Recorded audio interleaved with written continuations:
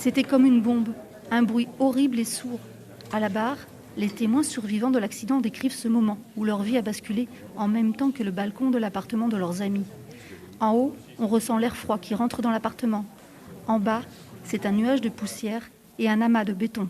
Ce sont des moments extrêmement compliqués à décrire pour eux, puisqu'ils ont dû décrire les jambes, les bras qui dépassaient des gravats, la découverte de ce que certains d'entre eux étaient déjà morts, l'aide et l'assistance qu'ils ont portée aux blessés coincés encore sous les gravats. Ils ont décrit des scènes d'attentats, des scènes de guerre, ils ont décrit des scènes traumatisantes pour tous. Avec émotion, les blessés et témoins, âgés de 20-21 ans à l'époque, évoquent l'impuissance et le sentiment de culpabilité, les mots qui ne sortent pas.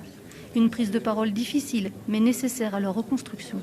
Il faut expliquer aussi pourquoi on est presque gêné, pour certains, d'avoir survécu, alors que malheureusement on a perdu 4 amis dans ce terrible drame.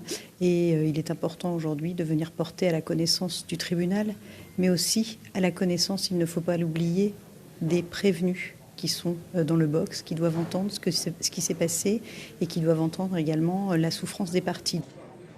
Enfin, avec beaucoup d'émotion, les parents de Lou Chénet sont venus évoquer la mémoire de leur fille et raconter l'attente insupportable avant la confirmation de son décès.